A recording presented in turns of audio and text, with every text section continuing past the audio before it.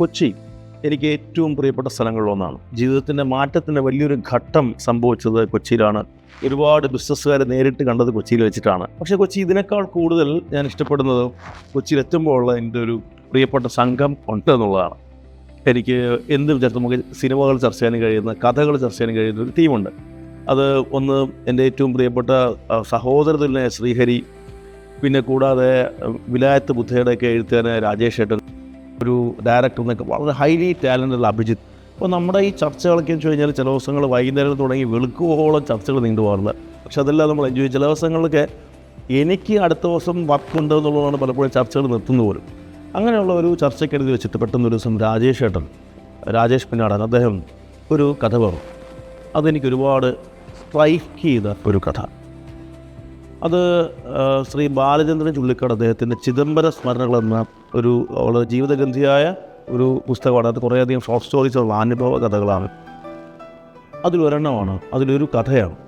അദ്ദേഹം ബാലചന്ദ്രൻ ചുള്ളിക്കാട് അദ്ദേഹം ഫേമസ് ആയി വരുന്നേ ഉള്ളൂ. അപ്പോൾ അദ്ദേഹം ഒരു ദിവസം മദ്രാശിയിലേക്ക്, ചെന്നൈയിലേക്ക് പോകുന്നതിന് വേണ്ടി കൊച്ചി എയർപോർട്ടിലെത്തി.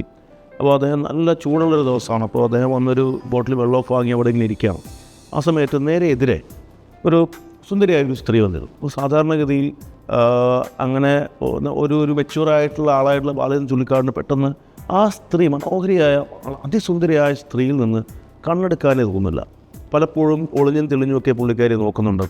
പുള്ളിക്കാരി ഒരു ഷോൾ മൂടുന്നുണ്ട്. അപ്പോൾ ഇദ്ദേഹം ചിന്തിക്കുന്നത് ഇത്രയും ചൂടുള്ള ഒരു കാലാവസ്ഥ ഇരുന്നിട്ട് എങ്ങനെയാണ് ഒരു സ്ത്രീ ഷോൾ മൂടിയിരിക്കുന്നത്, ഇതൊക്കെ ചിന്തിക്കുന്നുണ്ടെന്നുണ്ടെങ്കിലും ആ സ്ത്രീയെ നോക്കുന്നത് ഇദ്ദേഹത്തിന് ഒഴിവാക്കാൻ കഴിയും. കുറച്ചു നേരം കഴിഞ്ഞപ്പോൾ ആ സ്ത്രീക്ക് ഒരു ഇറിറ്റേഷൻ ഫീൽ ചെയ്തിട്ട്, നോക്കുന്നതിനുള്ള ഇറിറ്റേഷൻ ഫീൽ ചെയ്തിട്ട് പുള്ളിക്കാരി മുഖം മുഴുവൻ ഷോൾ മറച്ചിട്ട്, മുഖം കാണാത്ത രീതിയിൽ ഇങ്ങനെ ഷോൾ മുഴുവൻ മറച്ചിരിക്കുകയാണ്. പക്ഷേ ഇദ്ദേഹത്തിന് അതങ്ങോട്ട് സ്വന്തമായിട്ട് അവിടെ തന്നെ ഇരിക്കണമെന്നെല്ലാം ബോധ്യമുണ്ടെന്നുണ്ടെങ്കിലും പക്ഷേ അത് നിയന്ത്രിക്കാനും കഴിയാതെ അദ്ദേഹം നേരെ എതിരെ ഈ സ്ത്രീയുടെ മുഖം കാണാൻ പറ്റുന്ന രീതിയിൽ പോയിരുന്നു. ഞെട്ടിച്ചുകൊണ്ട് ആ സ്ത്രീ അദ്ദേഹത്തിനെ അടുത്ത് വിളിച്ചു. പേടിയായി തുടങ്ങി. ഇനി എന്തെങ്കിലും സംഭവിക്കുക, എന്തെങ്കിലും പറയുക ഒന്നും അറിയില്ല. ആകെ ടെൻഷനായി ബാലചന്ദ്രൻ ചുള്ളിക്കാട് അദ്ദേഹം വന്ന് ഈ സ്ത്രീ ഇരുന്ന് എൻ്റെ തൊട്ടടുത്ത് ഒരു ചെയർ ഗ്യാപ്പ് ഇട്ട് അപ്പുറത്തിരുന്നു. എന്താണെന്ന് ചോദിച്ചു. പേര് പറഞ്ഞു. എന്താണ് ചെയ്യുന്നത് ചോദിച്ചപ്പോഴത്തേക്കും ഫ്രീലാൻസ് ജേർണലിസ്റ്റ് എന്ന് പറഞ്ഞു. എവിടേക്കാണ് പോകുന്നതെന്ന് ചോദിച്ചു. അപ്പോൾ ഇദ്ദേഹം പറഞ്ഞു ചെന്നൈയിലേക്കാണ് പറഞ്ഞു. അപ്പോൾ വേറെ പ്രശ്നങ്ങളൊന്നുമില്ല, കുഴപ്പമൊന്നുമില്ല എന്നൊരു തോന്നൽ വന്നപ്പോൾ തിരിച്ച് ഈ സ്ത്രീയോട് കാര്യങ്ങൾ ചോദിച്ചു. എവിടേക്കാണ് പോകുന്നത്? അവർ പറഞ്ഞു അവർ ചെന്നൈയിലേക്കാണ്, അപ്പോളോ ഹോസ്പിറ്റലിലേക്കാണ്. ബ്രസ്റ്റ് റിമൂവ് ചെയ്താണ് ഒരു ബ്രസ്റ്റ്. അടുത്തൊരു ബ്രസ്റ്റിലേക്ക് ക്യാൻസർ പടർന്നിട്ടുള്ളൊരു സംശയമാണ്. ഈ സ്ത്രീക്ക് ഏകദേശം ഉറപ്പാണ് സംഭവിച്ചു എന്നുള്ളത്. അങ്ങനെയാണെങ്കിൽ ആ ബ്രസ്റ്റും റിമൂവ് ചെയ്യേണ്ടി വരും. അദ്ദേഹം ഞെട്ടിപ്പോയി. ഒരൊറ്റ നിമിഷം കൊണ്ട് എല്ലാ ചിന്തകളും മാറി. ആ കഥയുടെ പേര് മറുപുറം എന്നാണ്. ഞാൻ ചിന്തിച്ചത് എൻ്റെ ജീവിതത്തിൽ ഒരുപാട് തവണ എനിക്കിതുപോലത്തെ മറുപുറം എഫക്റ്റുകൾ, അനുഭവങ്ങളുണ്ടായിട്ടുണ്ട്.